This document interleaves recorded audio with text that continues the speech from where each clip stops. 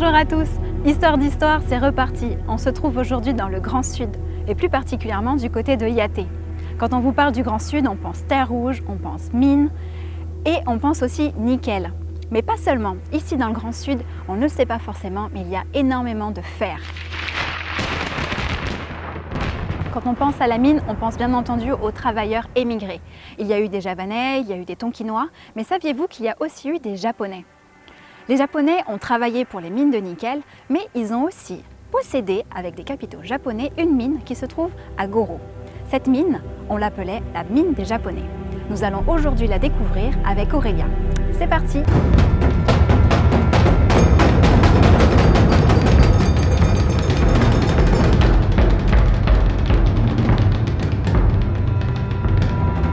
La mine des Japonais se trouve à Goro, au sud de Yaté. Elle est entourée des tribus de Wao, Unya et Twaoru. Nous avons justement rendez-vous avec Aurélia, une habitante de Twaoru, et qui voudrait en savoir plus sur cette mine abandonnée.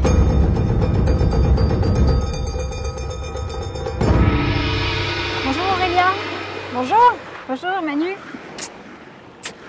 tu vas bien? Très bien, merci. Alors tu nous as appelés pour nous parler de la mine des Japonais, c'est bien ça? C'est ça.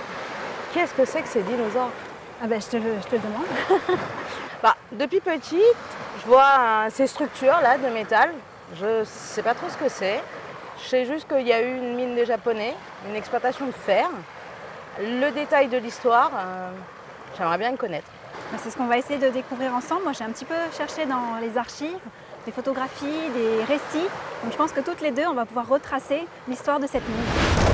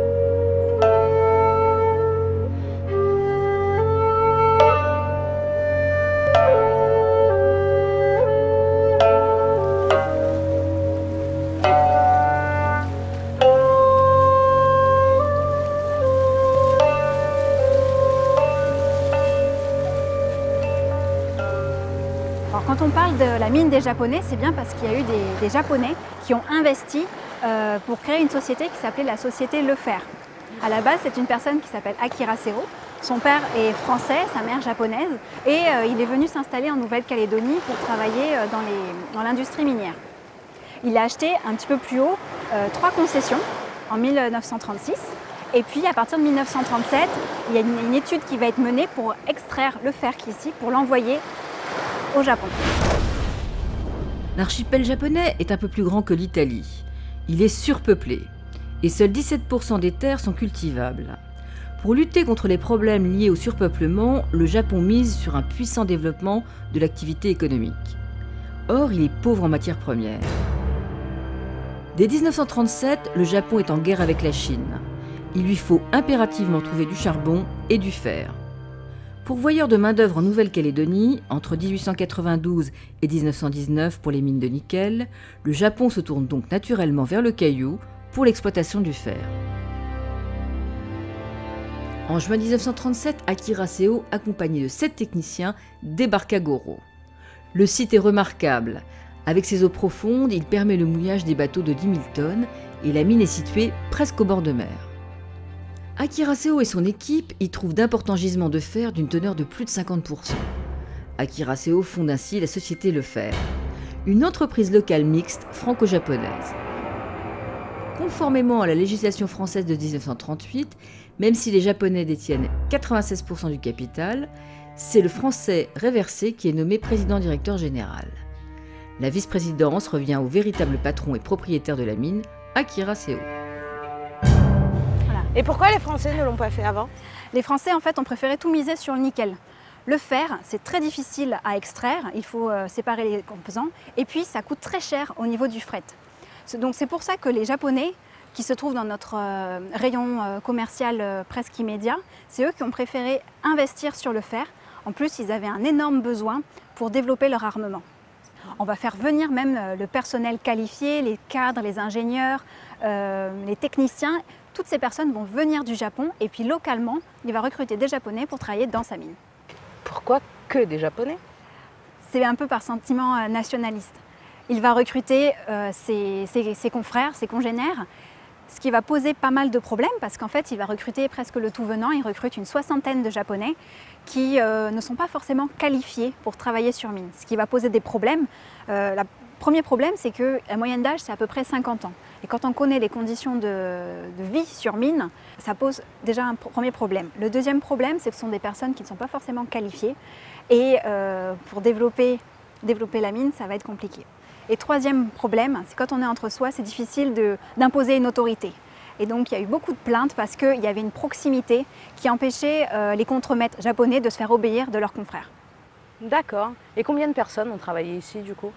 Alors on dit que c'est la mine des Japonais, mais il y a eu à peu près 600 Javanais qui travaillaient ici. La population locale dans tout ça, les Français de l'époque? Alors ici, il faut imaginer, Goro, il n'y avait que la tribu et il y avait quelques familles européennes, mais il n'y avait pas la route pour venir jusqu'ici. Pour se rendre à Nouméa, c'était essentiellement par bateau. Donc ils se sont installés, on va dire, tranquillement. Pour ce projet ambitieux, la société Le Fer se lance dans un chantier pharaonique. Aussitôt, on fait venir du Japon tout le matériel. Plus de 700 tonnes arrivent par bateau. Des pétrolettes, 2 chalands de 247 tonnes chacun, du câble électrique, 120 bennes de wagons, des meubles, des poteaux, des rails, des sacs de ciment, des planches de bois, mais aussi de la peinture, de la corde, etc., etc. Le déchargement se fait en 10 jours à l'aide d'une centaine d'hommes. Comment elle fonctionnait cette mine? Alors sur le plateau, il y avait un village qui était installé et les ouvriers travaillaient à la main. Et on n'avait pas de machine à l'époque parce qu'il n'y avait aucune route qui permettait d'y accéder. Donc à la main, à la pioche, avec des pelles, on extrayait le minerai, on le mettait dans des wagonnets. Hop, ça arrivait jusqu'au bout de la falaise. Et là, on transvasait, on faisait descendre le minerai à travers, tu vois les 2 goulottes là-haut? D'accord. Voilà, tu vois, les goulottes, elles descendaient. Pendant un temps, ça a été en panne. Et du coup, un petit peu plus sur la gauche, je ne sais pas si tu vois, derrière le pylône, là, on voit une chute. Et ben voilà, pendant un an, et ben le minerai a été déversé à cet endroit-là.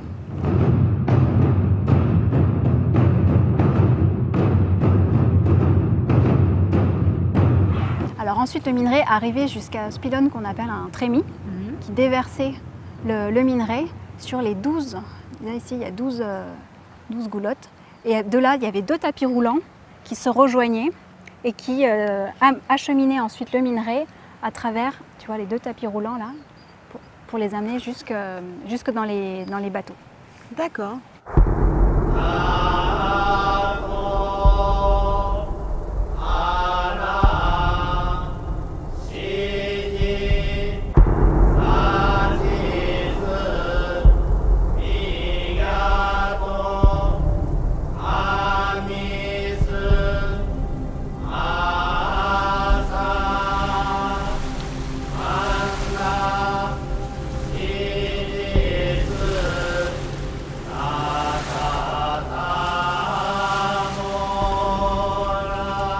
Je t'ai amené quelques photos pour que tu te rendes un peu mieux compte. Donc là, tu vois, ils sont 2 bonhommes par wagon à peu près. En descente. Et système de freinage, je ne sais pas s'il existait. Oui, ça demandait une certaine technicité, je pense. Oui. De piloter un wagon, c'était un métier pour l'époque. Voilà. Là ici, sur cette photo, on voit bien, tu vois, tous les wagonnets qui sont déjà chargés. Et puis j'imagine qu'ils devaient être en attente avant d'être acheminés jusqu'au bord de la falaise. Et là, ça devait être les petits baraquements, les autres maisons pour les ouvriers sur le plateau. Donc ça, c'est le village qui était en haut sur le plateau, proche des concessions. Exactement. Donc sur les village. concessions, hein. Oui, oui.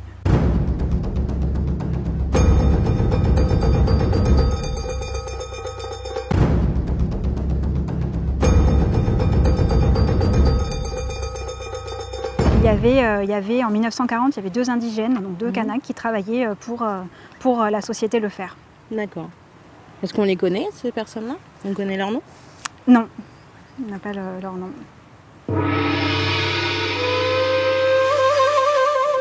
Donc là encore, voilà le trémie dont je parlais, et puis les goulottes qui descendaient jusque-là, et ensuite c'était réparti des 2 côtés. Voilà. Donc on voit bien qu'ici tout était complètement déboisé, ce qui devait permettre, je pense, L'accès était libre. Voilà, d'y accéder plus facilement, et puis d'entretenir aussi toutes les structures bien plus facilement. Et ici, c'était des tapis roulants, donc c'était quand même assez exceptionnel pour l'époque. Voilà, en 1937, on avait déjà 2 tapis roulants qui permettaient d'acheminer le minerai jusque dans les bateaux. Donc voilà, au départ.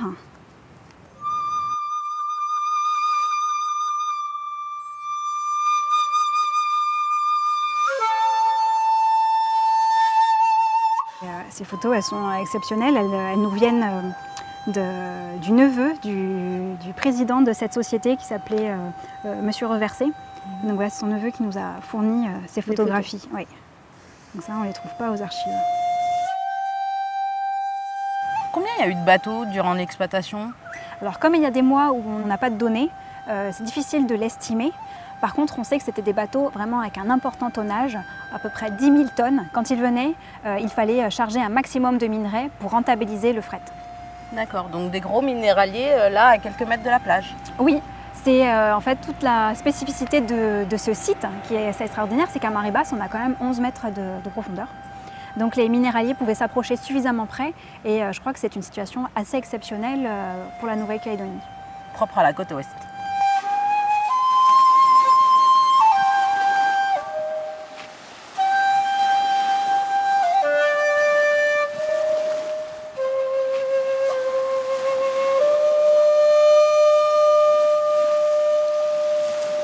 Et la capacité de production avec toutes ces installations, c'est quoi? Alors, le programme, c'était d'atteindre 4 à 500 000 tonnes par an.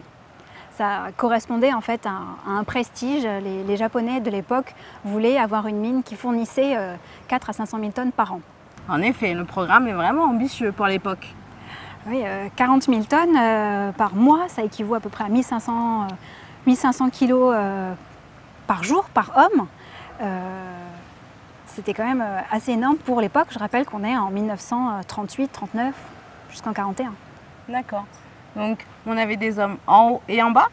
En haut, on avait tous les ouvriers avec les directeurs d'exploitation. Et puis en bas, on avait le village, on va dire, des cadres, des ingénieurs, on avait l'infirmerie. Et on était reliés par un système de monte-charge. Donc les hommes pouvaient aller et venir comme ils voulaient? Je pense pas, non. Je pense que les ouvriers étaient cantonnés vraiment sur le village, sur le plateau, et on descendait qu'en cas d'extrême nécessité.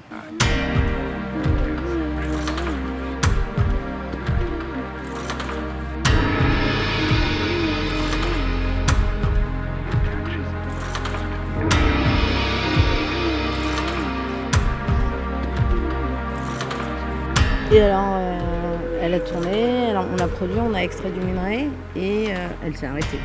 Oui, elle s'est arrêtée, on va dire, par la force des choses. Le contexte international a rattrapé la mine. D'accord. Voilà, donc on est en 1941, c'est déjà la Seconde Guerre mondiale en Europe et sur le côté Pacifique, c'est déjà en train de bouillir, j'ai envie de dire. On sait que d'un moment à l'autre, il va y avoir une déclaration de guerre avec le Japon. Donc au début, on va faire un embargo. Donc en février 1941, on décide de bloquer l'envoi du minerai vers le Japon. Parce que le minerai, à quoi il sert? Il va servir à l'armement. Et donc il n'est pas pensable que la Nouvelle-Calédonie fournisse le minerai nécessaire aux armes des Japonais qui risqueraient de se retourner contre nous. Donc on va mettre un embargo. Après, cet embargo va être un petit peu affaibli. On va permettre l'exploitation, mais 40 000 tonnes trimestre, donc ce qui est vraiment trop peu comparé à tous les investissements qui sont réalisés ici. Et puis finalement, après l'attaque de Pearl Harbor, dès le lendemain, on va avoir l'exode des Japonais. On va avoir plus que ça, on va déporter les Japonais. D'accord. Au matin du dimanche 7 décembre 1941, des nuées d'avions japonais attaquent par surprise la flotte de guerre américaine à Pearl Harbor, dans l'archipel d'Hawaï. La flotte nippone, forte de 6 porte-avions, 423 avions et 27 sous-marins, s'approche à 500 km de l'archipel sans être repéré par les radars. Le code de déclenchement de l'attaque est Tora, Tora, Tora, tigre en japonais. December 7th, 1941. A date which will live in infamy. The December disaster at Pearl Harbor. This is how the great American naval base looked after waves of Japanese bombers had carried out their stab in the back raid. The battleship Arizona... En 2 heures, les Japonais détruisent 8 cuirassés, 3 croiseurs, 3 destroyers et 4 navires auxiliaires. 188 avions sont détruits. Au total, 2403 marins américains sont tués. L'attaque de Pearl Harbor précipite les États-Unis dans la guerre contre l'Allemagne et le Japon. Revenged.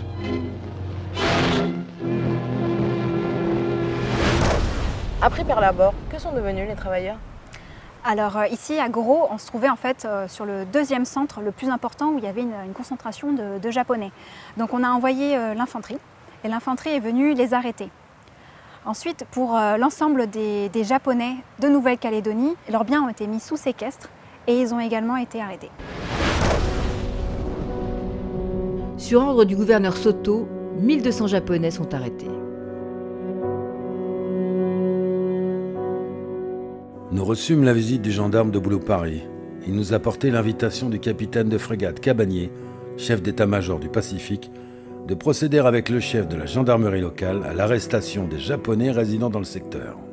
Ceux-ci étaient peu nombreux, et nous n'eûmes aucune difficulté à les cueillir.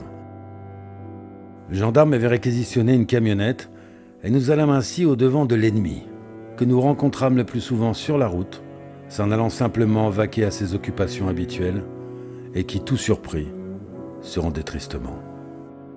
Je n'en ai pas gardé beaucoup de souvenirs, seulement celui de la stupéfaction quelque peu bruyante de ces braves gens, obéissant immédiatement et sans résistance aux ordres du représentant de l'autorité, lequel sautait, revolver au poing, de la camionnette arrivée à leur hauteur et les interpellait rudement. « Haut les mains, haut les mains!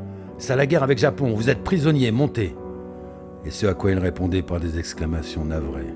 « Oh, c'est la guerre avec Japon, monsieur. C'est la guerre avec Japon. Ça, monsieur, grand malheur. » Ils sont autorisés à emporter du linge et des affaires personnelles, ainsi qu'une somme d'argent n'excédant pas 500 francs. Et ces Japonais, qu'est-ce qu'ils sont devenus? Alors quand ils ont été arrêtés, ils ont été d'abord envoyés à Nouville. À Nouville, l'actuel théâtre de l'île, c'était en fait à l'époque un bien en ruine. Et on a concentré tous les Japonais de Nouvelle-Calédonie à cet endroit-là, dans l'attente d'un départ vers l'Australie. Il y a eu plusieurs bateaux qui sont venus les chercher, le Cap des Palmes et le Crémer. Et en 4 convois, on a envoyé plusieurs centaines de Japonais dans différents camps en Australie. Dans les 60 qui travaillaient ici. Exactement. Contrairement aux conditions dans lesquelles ont été arrêtés les Japonais en Nouvelle-Calédonie, l'Australie traite correctement ses prisonniers de guerre. La correspondance des internés avec leurs familles atteste de la présence d'eau courante et chaude, d'une bonne nourriture et de la possibilité de travailler pour améliorer son quotidien. J'ai bien reçu ta lettre, qui m'a donné beaucoup de plaisir. Je suis toujours en bonne santé, et j'espère que cela est de même pour toi, ainsi que pour mon cher fils Robert. Tous mes amis de Calédonie sont ici à mon camp, et je suis heureux de les voir tous maintenant rétablis. Ah, je les plains, ces pauvres. Combien ils étaient malheureux en Calédonie. De les voir arriver ici, tous en mauvaise mine. Mais maintenant, ils se portent tous en très bonne forme. Car la nourriture est meilleure. Et pour ceux qui sont fatigués, le docteur militaire en prend bien soin. Ah, pour cela, je suis heureux. Ici, à mon camp, rien ne nous manque. Et les soldats australiens sont gentils envers nous. Ne t'inquiète pas pour moi, chérie. Tout va bien. La seule chose qui me manque, c'est le retour auprès de toi et de mon cher fils. À la fin de la guerre, presque tous seront renvoyés au Japon. Pour la plupart, ils ne reviendront jamais. Ceux que l'on a appelés feu nos pères ont eu interdiction de revenir en Calédonie jusqu'en 1950. Beaucoup s'étaient mariés et avaient fondé une famille. Très peu sont revenus, malgré leurs attaches familiales en Calédonie. Leurs descendants sont aujourd'hui entre 8 et 10 000 sur le Caillou. Dès 1950, Akira Seo, le propriétaire de la mine de fer de Goro, réussit à revenir en Nouvelle-Calédonie. Après la guerre, Akira Seo va entreprendre des démarches pour pouvoir récupérer sa mine. En 1953, en 1956, il va écrire au gouvernement, mais toutes ces demandes vont rester sans suite. Akira Seo meurt en Nouvelle-Calédonie en 1959. En 1960, le site est administré par le BRGM, le Bureau de recherche géologique et minière, mettant ainsi un point final à l'épopée de la mine des Japonais de Goro.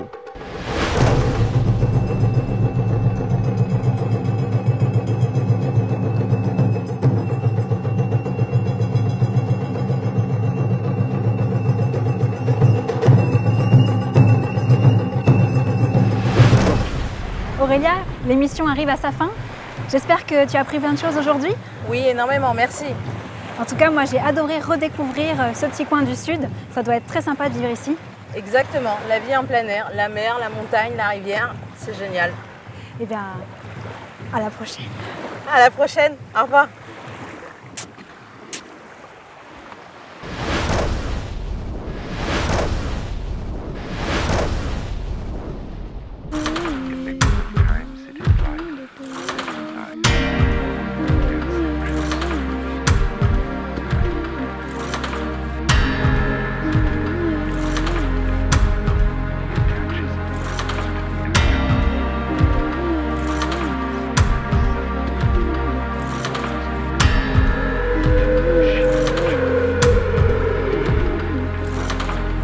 Maintenant, je me trouve à Nouville, à l'intérieur du CHS Albert Bousquet, devant un autre bâtiment qui a servi à l'enfermement des Japonais avant leur départ pour l'Australie. Ce bâtiment a la particularité d'abriter plusieurs cellules, sur les murs desquelles on peut lire des idéogrammes, dernières traces de la présence des Japonais en Nouvelle-Calédonie. Ainsi s'achève ce numéro d'Histoire consacré à l'histoire de la mine des Japonais en Nouvelle-Calédonie. Une histoire bien triste, il faut bien le reconnaître. Comme Aurélia, n'hésitez pas à partager vos histoires ou vos interrogations sur la page Facebook de Calédonia. Pour ma part, il est temps de vous dire au revoir. Merci pour votre attention et à très bientôt pour un nouveau numéro d'Histoire.